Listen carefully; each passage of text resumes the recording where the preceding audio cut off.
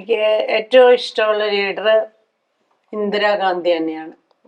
എന്തുകൊണ്ടാ?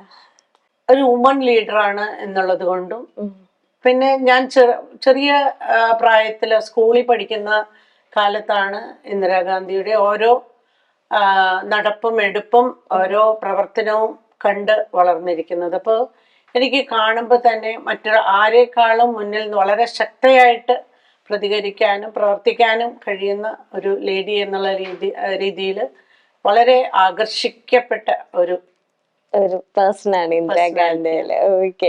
ഇപ്പൊ മാം ഒരു പബ്ലിക് റെപ്രസെന്റേറ്റീവ് ആയിട്ട് നിൽക്കുന്നതാണ്, ജനങ്ങളുടെ എല്ലാ ഇമോഷൻസും ക്യാരി ചെയ്യുന്ന ഒരു വ്യക്തിയാണ് അല്ലെ. ഇപ്പൊ പലപ്പോഴും മാമിന്റെ ഇമോഷൻസ് എവിടെയാണ് മാം സമർപ്പിക്കുന്നത്? ഇപ്പൊ MLA എന്ന് പറയുമ്പോഴത്തേനും എല്ലാവരുടെ സുഖത്തിലും ദുഃഖത്തിലും ഒക്കെ പങ്കുചേരുന്ന ഒരു വ്യക്തിയാണ്. എന്ത് പ്രശ്നം ഉണ്ടായാലും ആദ്യം വരുന്ന ഒരു എന്താ പറയുക ഒരു ഓഫീസാണ് ഇത്. അപ്പൊ മാമിന്റെ ഇമോഷണൽ സങ്കടങ്ങളൊക്കെ മാം എവിടെയാണ് ഇറക്കി വെക്കുന്നത് അല്ലെങ്കിൽ ഷെയർ ചെയ്യുന്നത്?